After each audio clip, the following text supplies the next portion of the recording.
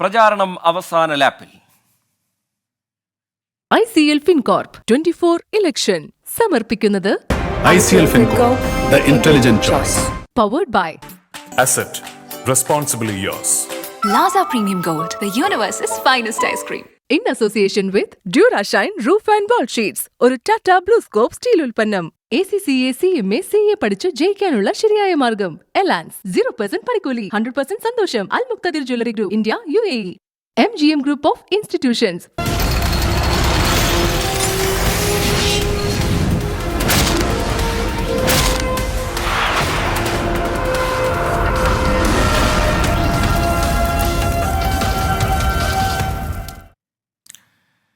ജാർഖണ്ഡിൽ ശക്തി പ്രകടനമായി ഇന്ത്യ സഖ്യത്തിന്റെ മഹാറാലി. സുനിത കെജ്രിവാൾ റാലിയിൽ പങ്കെടുക്കുന്നു. ഹേമന്ത് സോറൻ ജയിലിൽ നിന്നും അയച്ച സന്ദേശം ഭാര്യ കൽപ്പന സോറൻ റാലിയിൽ വായിച്ചു. साथियों, ये आजादी के बाद पहली बार है जब किसी पार्टी के शीर्ष नेता एवं मुख्यमंत्रियों को और मंत्रियों को चुन करके चुनाव के ठीक पहले सुनियोजित तरीके से बेबुनियाद आरोपों पर जेलों में डाला जा रहा है। खैर, कोई बात नहीं, मुझे आज जेल में रहते हुए भी खुशी हो रही है कि जिस लोकतंत्र की रक्षा और हक अधिकार की लड़ाई को हम लड़ रहे हैं.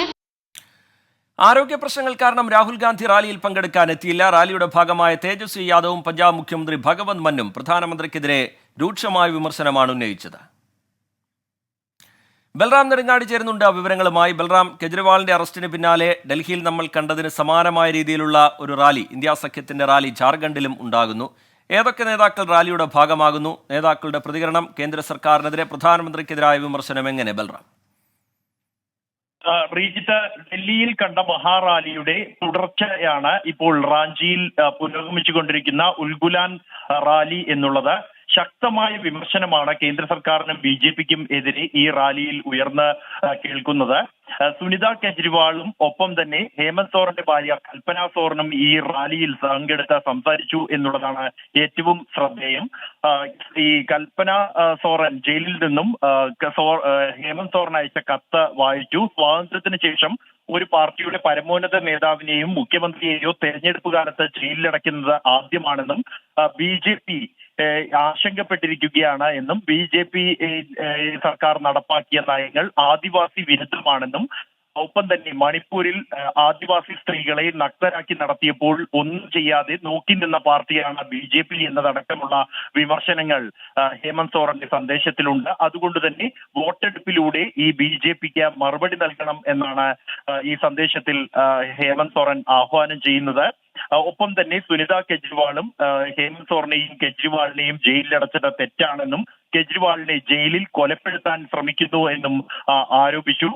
പ്രധാനമന്ത്രി മോദിക്ക് എതിരെ കടുത്ത വിമർശനം തേജസ്വി യാദവ് ഉന്നയിച്ചു. പ്രധാനമന്ത്രി മോദിക്ക് ഇന്ത്യ സഖ്യത്തെ ഭയമാണെന്നും മോദി നുണ പടച്ചുവിടുന്ന ആളാണെന്നും തേജസ്വി യാദവ് പറഞ്ഞു. പഞ്ചാബ് മുഖ്യമന്ത്രി ഭഗവന്ത് മന്നും കടുത്ത വിമർശനങ്ങളാണ് ഉന്നയിച്ചത്. ഭരണഘടനയെ രക്ഷിക്കാനാണ് തങ്ങൾ ഒത്തുകൂടിയിരിക്കുന്നത് എന്നും അദ്ദേഹം വ്യക്തമാക്കി. ഈ റാലിയിൽ കെജ്രിവാളിനും ഹേമന്ത് സോറനും വേണ്ടി കസേരകൾ ഒഴിച്ചിട്ടു എന്നുള്ളതും ഏറെ ശ്രദ്ധേയമാണ്. അഖിലേഷ് യാദവ് ഇപ്പോൾ സംസാരിച്ചു കൊണ്ടിരിക്കുകയാണ്. ഇതുകൂടാതെ ആം ആദ്മി പാർട്ടി നേതാവ് സഞ്ജയ് സിംഗ്, തേജസ്വി യാദവ്, ഫാറൂഖ് അബ്ദുള്ള അടക്കമുള്ള നേതാക്കൾ റാലിയിൽ പങ്കെടുക്കുന്നുണ്ട്. എന്നാൽ രാഹുൽ ഗാന്ധി അനാരോഗ്യത്തെ തുടർന്ന് റാലിയിൽ പങ്കെടുക്കില്ല എന്ന് അവസാന നിമിഷം തീരുമാനിക്കുകയായിരുന്നു. ജയറാം രമേശാണ് ഇക്കാര്യം അറിയിച്ചത്. അതേസമയം അല്പസമയത്തിനകം തന്നെ AICC അധ്യക്ഷൻ മല്ലികാർജുൻ ഖാർഗെ റാഞ്ചിയിലേക്ക് എത്തും, ഈ റാലിയുടെ ഭാഗമാകും എന്നാണ് കോൺഗ്രസ് അറിയിച്ചിരിക്കുന്നത്. അദ്ദേഹം ഇപ്പോൾ മധ്യപ്രദേശിലെ റാലി പൂർത്തിയാക്കി റാഞ്ചിയിലേക്ക് യാത്ര തിരിച്ചിരിക്കുന്നു എന്നാണ് നിലവിൽ മനസ്സിലാക്കാൻ കഴിയുന്നത്. ഇപ്പോൾ അഖിലേഷ് യാദവ് റാലിയിൽ പങ്കെടുത്ത് സംസാരിച്ചു കൊണ്ടിരിക്കുകയാണ്. റിജിൻ. ബൽറാം, ഇന്ത്യ മുന്നണിക്കെതിരെ തെരഞ്ഞെടുപ്പ് പ്രചാരണത്തിന്റെ ഭാഗമായി ശക്തമായ വിമർശനം പ്രധാനമന്ത്രിയുടെ നേതൃത്വത്തിൽ തന്നെ നടക്കുന്നു. ഈ തെരഞ്ഞെടുപ്പോടുകൂടി ശിഥിലമാകാൻ പോകുന്ന മുന്നണിയെന്നും അഴിമതിക്കാരുടെ കൂട്ടമെന്നും ഒക്കെയുള്ള വിമർശനം തുടർച്ചയായി പ്രധാനമന്ത്രി തന്നെ തെരഞ്ഞെടുപ്പ് റാലികളിൽ ഉന്നയിക്കുന്നത് നമ്മൾ കാണുന്നുണ്ട്. ഈ ഇന്ത്യ സഖ്യത്തിന്റെ നീക്കത്തെ, പുതിയ നീക്കത്തെ, കേന്ദ്ര ഏജൻസികളെ ഉപയോഗിച്ചുള്ള രാഷ്ട്രീയ വേട്ട എന്നുള്ള വിമർശനത്തെയൊക്കെ NDA ക്യാമ്പ് കാണുന്നത് എങ്ങനെയാണ്? പ്രതികരണങ്ങൾ പുറത്തു വരുന്നുണ്ടോ ബൽറാം?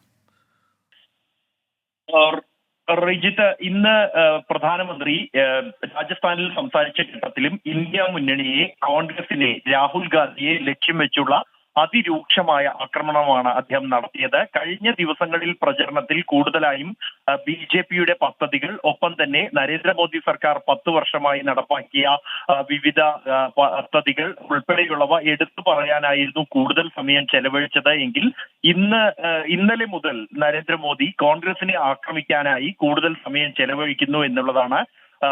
രാജസ്ഥാനിലെ റാലിയിൽ തുടക്കം മുതൽ തന്നെ കോൺഗ്രസിനെ ആക്രമിക്കുകയായിരുന്നു. രാഹുൽ ഗാന്ധി ഓർഡിനൻസ് കീറിയെറിഞ്ഞത് അദ്ദേഹം പരാമർശിച്ചു. ശക്തമായ ഭാരതം പടുത്തുയർത്താൻ കോൺഗ്രസിനാകില്ല.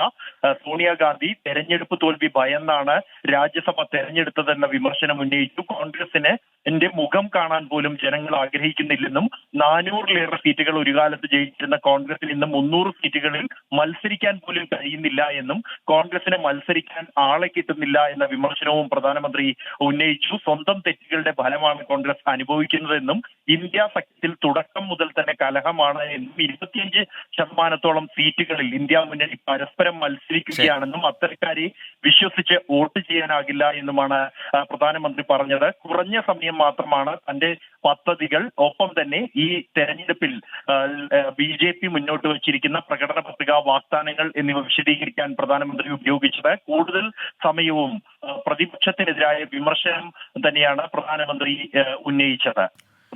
ശരി, ബൽറാം നെടുങ്ങാടി വിവരങ്ങൾ നൽകുകയായിരുന്നു. ജാർഖണ്ഡിൽ ശക്തിപ്രകടനമായി ഇന്ത്യ സഖ്യത്തിന്റെ മഹാറാലി, പ്രധാന നേതാക്കളൊക്കെ പങ്കെടുക്കുന്നുണ്ട്, ആ റാലിയുടെ ഭാഗമാകുന്നുണ്ട്. ബൽറാം നെടുങ്ങാടി ഡൽഹിയിൽ നിന്ന് വിവരങ്ങൾ നൽകുകയായിരുന്നു.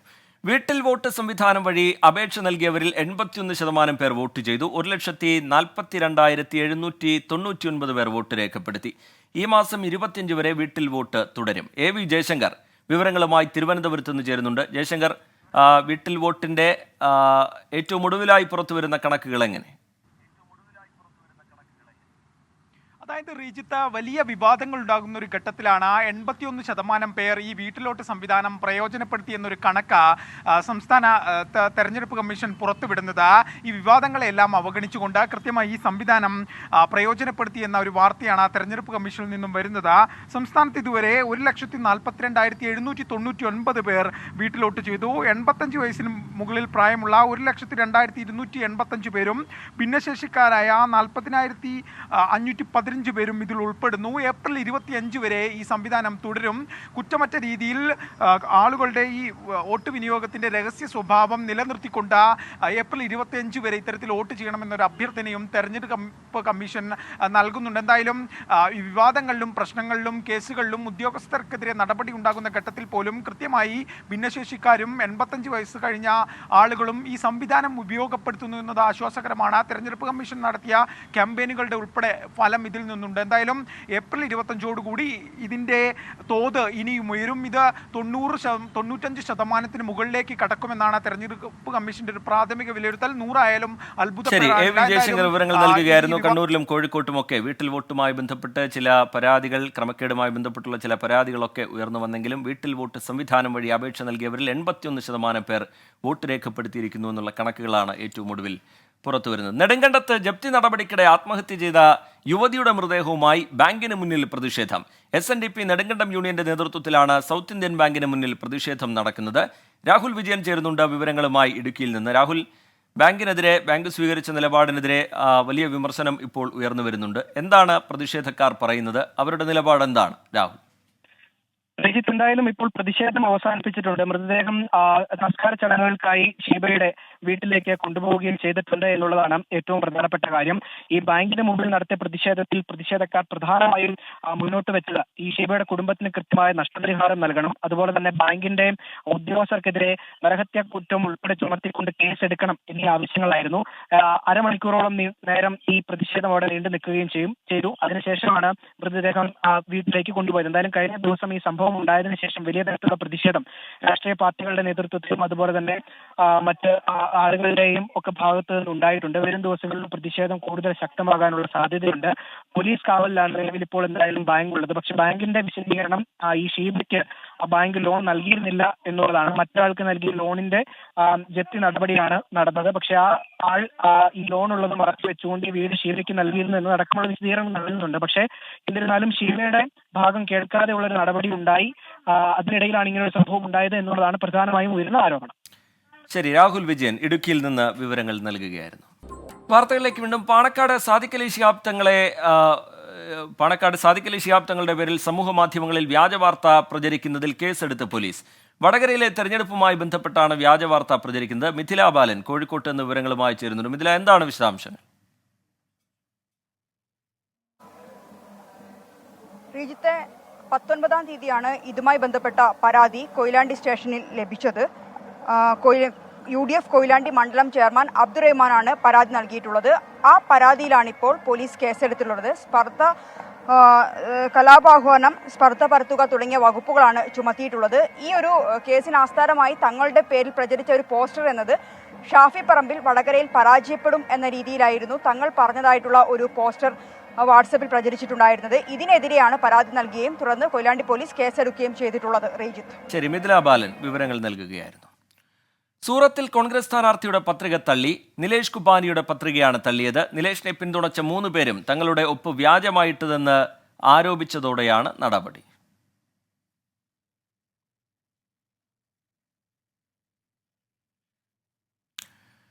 പത്തനംതിട്ടയിലെ LDF സ്ഥാനാർത്ഥി തോമസ് ഐസക്കിനെതിരെ വീണ്ടും തെരഞ്ഞെടുപ്പ് പെരുമാറ്റച്ചട്ട ലംഘന പരാതിയുമായി UDF. കുടുംബശ്രീ അടക്കമുള്ള സർക്കാർ സംവിധാനങ്ങളെ ദുരുപയോഗപ്പെടുത്തുന്നുവെന്നാണ് പരാതി.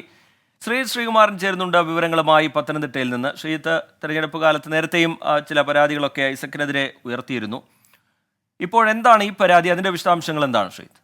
അതായത് നേരത്തെ UDF ജില്ലാ ചെയർമാനായിരുന്നു ഒരു പരാതി നൽകിയത്. അതിൽ ഐസക്കിന് താക്കീത് നൽകി. അത് കുടുംബശ്രീയുടെ യോഗത്തിൽ പങ്കെടുത്തു സ്ഥാനാർത്ഥി എന്ന നിലയിൽ എന്നായിരുന്നു ആ പരാതി. പക്ഷേ ഇപ്പോൾ കുറച്ചുകൂടി ഗൗരവത്തിലാണ് UDF ഒരു പരാതി DCC പ്രസിഡന്റ് സതീഷ് കൊച്ചുപറമ്പിൽ തെരഞ്ഞെടുപ്പ് കമ്മീഷന് നൽകിയിട്ടുള്ളത്. ജില്ലാ വരണാധികാരിയായ ജില്ലാ കളക്ടർക്കാണ് ഇത്തരത്തിൽ പരാതി നൽകിയിട്ടുള്ളത്. ആ പരാതിയിൽ പറയുന്നത് തോമസ് ഐസക്ക് ലഘുലേഖ, കുടുംബശ്രീകൾക്ക് വേണ്ടി തോമസ് ഐസക്ക് എന്ന തരത്തിൽ ലഘുലേഖ അടിച്ചു വിതരണം ചെയ്യുന്നു. അത് പല മേഖലകളിലൂടെ സർക്കാർ സംവിധാനങ്ങളെ ദുരുപയോഗം ചെയ്താണ് വിതരണം ചെയ്യുന്നത് എന്ന പരാതിയാണ് നൽകുന്നത്. താൻ കുടുംബശ്രീക്ക് വേണ്ടി നടത്തിയ പ്രവർത്തനങ്ങളെല്ലാം തന്നെ കൃത്യമായ രീതിയിൽ ഈ ലഘുലേഖയിൽ പറഞ്ഞിട്ടുണ്ട് എന്നാണ് UDF ഒരു ആരോപണം. അത് തെരഞ്ഞെടുപ്പ് ചട്ടലംഘനമാണ്. സർക്കാർ സംവിധാനങ്ങളെ, കുടുംബശ്രീയെ കൃത്യമായ രീതിയിൽ തെരഞ്ഞെടുപ്പ് പ്രവർത്തനത്തിന് വേണ്ടി ഉപയോഗിക്കുകയാണ് എന്ന ആക്ഷേപമാണ് സതീഷ് കൊച്ചുപറമ്പിൽ നടത്തിയിട്ടുള്ളത്. എന്നാലും തോമസ് ഐസക്ക് ഇത് പൂർണ്ണമായി നിഷേധിക്കുകയാണ്. താൻ ചെയ്ത കാര്യങ്ങളാണ് കൃത്യമായ രീതിയിൽ അതിൽ പറഞ്ഞിട്ടുള്ളത്. അതിലൊരു ചട്ടലംഘനവുമില്ല. കൃത്യമായ രീതിയിൽ തെരഞ്ഞെടുപ്പ് കമ്മീഷൻ അങ്ങനെ വിശദീകരണം ചോദിച്ചാൽ മറുപടി നൽകുമെന്നാണ് തോമസ് ഐസക്ക് അറിയിച്ചിട്ടുള്ളത്. ശരി, ശ്രീകുമാരൻ പത്തനംതിട്ടയിൽ നിന്ന് വിവരങ്ങൾ നൽകുകയായിരുന്നു. കാസർഗോഡ് തൃക്കരിപ്പൂരിൽ മുഖ്യമന്ത്രി സംസാരിക്കുന്നുണ്ട്. ഇപ്പോൾ അതിന്റെ തത്സമയ സംപ്രേഷണത്തിലെ പൗരത്വ നിയമ ഭേദഗതിയുടെ ഭാഗം ശക്തമായിട്ടുണ്ടായിരുന്നു. ആ നല്ല രീതിയിൽ എഴുതി ചേർത്ത ആ ഭാഗം നേതാക്കന്മാരടങ്ങുന്ന സമിതിയുടെ മുന്നിൽ വന്നപ്പോ അതിപ്പോ പറയേണ്ടതില്ല എന്ന നിലപാടെടുത്തു. റിപ്പോർട്ട് വന്നിട്ട് കുറെ നാളായി കേട്ടോ. ഇതുവരെ മാത്രം അക്ഷരം അതിലേക്ക് ആരും പ്രതികരിച്ചതായി കണ്ടില്ല. ഞങ്ങൾ തയ്യാറാക്കിയ കരടിൽ ഇങ്ങനെയൊന്നും ഉണ്ടായിരുന്നില്ല എന്ന് പറയണ്ടേ? ആരും പറഞ്ഞില്ല. എന്തേ നിങ്ങൾക്ക് അതിനെക്കുറിച്ച് ശബ്ദമില്ലാത്തത്? ഈ പൗരത്വ നിയമ ഭേദഗതിയുടെ ഭാഗമായി കോൺഗ്രസിന് അറിയില്ലേ? കോടാനുകോടി ജനങ്ങളാണ് നമ്മുടെ ഇന്ത്യയിൽ ആശങ്കയിൽ കഴിയുന്നത്. ഒരു വൃഥാ ആശങ്കയാണോ? ഇന്നലെ വരെ ജീവിച്ചതുപോലെ ഈ മണ്ണിൽ തലമുറകളായി ജീവിച്ചു വരുന്ന ഞങ്ങൾക്ക് ഇനി ജീവിതം തുടരാനാകുമോ എന്ന ആശങ്കയാണ് അവർക്കുള്ളത്. അതറിയില്ലേ നിങ്ങൾക്ക്? ആ ആശങ്കയിൽ കഴിയുന്ന കോടാനുകോടി ജനങ്ങളോടാണ് ഞങ്ങൾ, നിങ്ങൾ ഒറ്റക്കല്ല, ഞങ്ങളൊപ്പമുണ്ട് എന്ന സന്ദേശം നൽകാൻ വേണ്ടി ശ്രമിക്കുന്നത്. അതിനാണ് സ്വീകരിച്ച ഓരോ നടപടിയും. കേരളം സുപ്രീം കോടതിയിൽ സൂട്ട് ഫയൽ ചെയ്തു. സർക്കാർ തീരുമാനത്തിന്റെ ഭാഗമായിട്ടാണത്. ഇപ്പോ ചട്ടങ്ങൾ വന്നപ്പോ ആ ചട്ടങ്ങളുടെ കാര്യം കൂടി ഉൾപ്പെടുത്തി ആ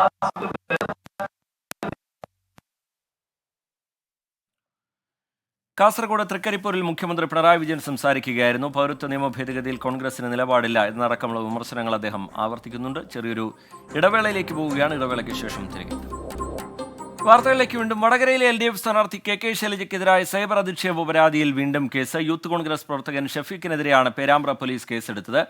അഭിജിത്ത് മുഴക്കുന്ന് ചേരുന്നുണ്ട് വിവരങ്ങളുമായി. അഭിജിത്ത്, ഈ ഈ യൂത്ത് ലീഗ് പ്രവർത്തകൻ ഷഫീഖിൻ്റെ ഈ കേസുമായി ബന്ധപ്പെട്ടുള്ള പങ്കാളിത്തം എങ്ങനെയാണ് അഭിജിത്ത്?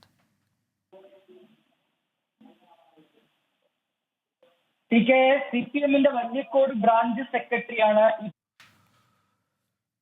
പേരാമ്പ്ര പോലീസിന് പരാതി നൽകിയതിന്റെ പ്രകാരമാണ് യൂത്ത് ലീഗ് പ്രവർത്തകനായ ഷഫീഖിനെതിരെ പോലീസ് കേസെടുത്തത്. അതായത് നിധിൻ രാജ് എന്നയാൾ വടകരയിലെ LDF സ്ഥാനാർത്ഥി KK ശൈലജയ്ക്ക് അനുകൂലമായി ഫേസ്ബുക്കിൽ ഒരു പോസ്റ്റ് ഇട്ടിരുന്നു. ഈ പോസ്റ്റിന് താഴെ ചില അശ്ലീല പരാമർശങ്ങൾ, KK ശൈലജയ്ക്കെതിരെ ചില അശ്ലീല പരാമർശങ്ങൾ നടത്തി എന്നുള്ളത് കാട്ടിയായിരുന്നു പരാതി. ഇതുപ്രകാരമാണ് IPC 153 ഉൾപ്പെടെയുള്ള വകുപ്പുകൾ ചേർത്തുകൊണ്ട് ഈ ഷഫീഖ് എന്ന പ്രാദേശിക യൂത്ത് ലീഗ് പ്രവർത്തകനെതിരെ പോലീസ് കേസെടുത്തിരിക്കുന്നത്. അതായത് കലാപാഹ്വാനം, സ്ത്രീകളെ അധിക്ഷേപിക്കൽ തുടങ്ങിയ വകുപ്പുകളൊക്കെ ചേർത്താണ് നിലവിൽ ഈ കേസെടുത്തത്. ഇതോടെ ഏതാണ്ട് 8ഓളം കേസുകൾ ഇതുമായി ബന്ധപ്പെട്ട പരാതികളിൽ നിലവിൽ എടുത്തിട്ടുണ്ട്. കഴിഞ്ഞ ദിവസവും കോഴിക്കോട് റൂറൽ സൈബർ പോലീസ് ഈ KK ശൈലജയ്ക്കെതിരെ നടന്ന സൈബർ അധിക്ഷേപ പരാതികളിൽ കേസെടുത്തിരുന്നു. ഏതായാലും ഇരുവിഭാഗവും ഇത്തരത്തിൽ സൈബർ അധിക്ഷേപവുമായി ബന്ധപ്പെട്ട പരാതികൾ വിവിധ പോലീസ് സ്റ്റേഷനുകളിലായി നൽകുന്നുണ്ട്. അതുമായി ബന്ധപ്പെട്ട പരാതികളിൽ കേസുകളും നിലവിൽ പോലീസ് എടുക്കുന്നുണ്ട്. TK ശരി, അഭിജിത്ത് മുഴക്കുന്നു വിവരങ്ങൾ നൽകുകയായിരുന്നു കോഴിക്കോട്ട് നിന്ന്. ഇന്ദിരാഗാന്ധിയെ സമൂഹ മാധ്യമങ്ങളിലൂടെ അപമാനിച്ചെന്ന പരാതിയിൽ കാസർഗോഡ് CPM നേതാവിനെതിരെ കേസ്. ബളാൽ കാരോട്ടുചാൽ മുൻ ബ്രാഞ്ച് സെക്രട്ടറി മധുവിനെതിരെയാണ് നടപടി. യൂത്ത് കോൺഗ്രസ് ജില്ലാ സെക്രട്ടറി മാർട്ടിൻ ജോർജാണ് പരാതിക്കാരൻ. അരുൺ പാറക്കൽ ചേരുന്നുണ്ട് വിവരങ്ങളുമായി കാസർഗോഡ് നിന്ന്. അരുൺ, വിശദാംശങ്ങൾ എന്താണ്? ശ്രീജിത്ത്, യൂത്ത് കോൺഗ്രസ് ജില്ലാ സെക്രട്ടറി മാർട്ടിൻ ജോർജിന്റെ പരാതിയിലാണ് വെള്ളരിക്കുണ്ട് പോലീസ് കേസെടുത്തിരിക്കുന്നത്. മുൻ പ്രധാനമന്ത്രി ഇന്ദിരാഗാന്ധിയെ സമൂഹ മാധ്യമങ്ങളിലൂടെ അപമാനിച്ചതിനാണ് കേസ്. ഇന്ദിരാഗാന്ധിയുടെ തല മോർഫ് ചെയ്തുകൊണ്ട് ഹാസ്യ ചിത്രങ്ങളിൽ ഫേസ്ബുക്കിലൂടെ പ്രചരിപ്പിച്ചു എന്നതാണ് ഈ മധുവിനെതിരെ ചുമത്തിയിരിക്കുന്ന കുറ്റം. ബലാൽ കാരോട്ടുചാൽ മുൻ ബ്രാഞ്ച് സെക്രട്ടറി കൂടിയാണ്, മുൻ ലോക്കൽ കമ്മിറ്റി അംഗവും കൂടിയാണ് ഈ മധുവിനെതിരെ യൂത്ത് കോൺഗ്രസിന്റെ ജില്ലാ സെക്രട്ടറി മാർട്ടിൻ ജോർജാണ് പരാതി നൽകിയത്. ഇപ്പോൾ നിലവിൽ വെള്ളരിക്കുണ്ട് പോലീസ് കേസെടുത്തിട്ടുണ്ട്. IPC 153, 120 വകുപ്പുകൾ ചുമത്തിയാണ് ഇപ്പോൾ കേസെടുത്തിരിക്കുന്നത്. റിജിത്ത്. ശരി, അരുൺ പാറക്കൽ വിവരങ്ങൾ നൽകുകയായിരുന്നു കാസർഗോട്ട് നിന്ന്. സംവിധായകൻ ജോഷിയുടെ വീട്ടിൽ മോഷണം നടത്തിയ മുഹമ്മദ് ഇർഷാദ് സ്ഥിരം കുറ്റവാളിയെന്ന് പോലീസ്. കേരളത്തിൽ മുമ്പ് മോഷണം നടത്തിയെന്ന് കണ്ടെത്തി. പ്രതിയെ നാളെ കൊച്ചിയിലെത്തിക്കും. എബിൻ ജോസ് വിവരങ്ങളുമായി കൊച്ചിയിൽ നിന്ന് ചേരുന്നുണ്ട്. എബിൻ, ഈ പ്രതിയുടെ പശ്ചാത്തലം സംബന്ധിച്ച് പോലീസ് നൽകുന്ന കൂടുതൽ വിശദാംശങ്ങൾ എങ്ങനെയാണ്? ശ്രീജിത്ത്, ഈ പ്രതി നേരത്തെയും മോഷണങ്ങൾ നടത്തിയിട്ടുണ്ട് എന്നുള്ള വിവരമാണ് ഇപ്പോൾ പോലീസിന് ലഭിക്കുന്നത്. അയാള് കേരളത്തിൽ ഇതിനു മുമ്പ് മോഷണം നടത്തിയിട്ടുണ്ട്. തിരുവനന്തപുരം കവടിയാറിൽ ജുവലറി ഉടമയുടെ വീട്ടിൽ നിന്ന് മോഷണം നടത്തിയ കേസിൽ മുൻപ് ഇയാൾ ഗോവയിൽ അറസ്റ്റിലായിരുന്നു. ഈ കേസിൽ ജാമ്യത്തിൽ ഇറങ്ങിയ ശേഷമാണ് ഇപ്പോൾ മോഷണം നടത്തിയിരിക്കുന്നത്. ഏതായാലും പ്രതിയെ നാളെ കൊച്ചിയിൽ എത്തിക്കുമെന്നാണ് മനസ്സിലാക്കാൻ സാധിക്കുന്നത്. കൊച്ചിയിൽ എത്തിച്ച ശേഷം വിശദമായി ചോദ്യം ചെയ്യും. പിന്നീടായിരിക്കും തെളിവെടുപ്പ് ഉൾപ്പെടെയുള്ള നടപടിക്രമങ്ങൾ നടക്കുക. ഏതായാലും പോലീസ് നാളെ തന്നെ പ്രതിയെ എത്തിക്കുമെന്നുള്ള വിവരമാണ് നമുക്ക് ലഭിക്കുന്നത്. ശരി, എബിൻ ജോസ് കൊച്ചിയിൽ നിന്ന് വിവരങ്ങൾ നൽകുകയായിരുന്നു. ദേശാഭിമാനിക്കെതിരെ പ്രസ് കൗൺസിലിന് പരാതി നൽകി പ്രതിപക്ഷ നേതാവ് VD സതീശൻ. വടകരയിലെ LDF സ്ഥാനാർത്ഥി KK ശൈലജയ്ക്കെതിരെ കോൺഗ്രസ് അശ്ലീല പ്രചാരണം നടത്തിയെന്ന വാർത്തയ്ക്കെതിരെയാണ് നടപടി. മോശമായ ഭാഷയിൽ കോൺഗ്രസ് നേതാക്കളെ അവഹേളിച്ചു. ഇത് മാധ്യമപ്രവർത്തകരുടെ പെരുമാറ്റച്ചട്ടം സംബന്ധിച്ച് 2022 പ്രസ് കൗൺസിൽ പുറത്തിറക്കിയ മാർഗനിർദ്ദേശങ്ങൾക്ക് വിരുദ്ധമാണെന്നും VD സതീശന്റെ പരാതിയിൽ പറയുന്നു.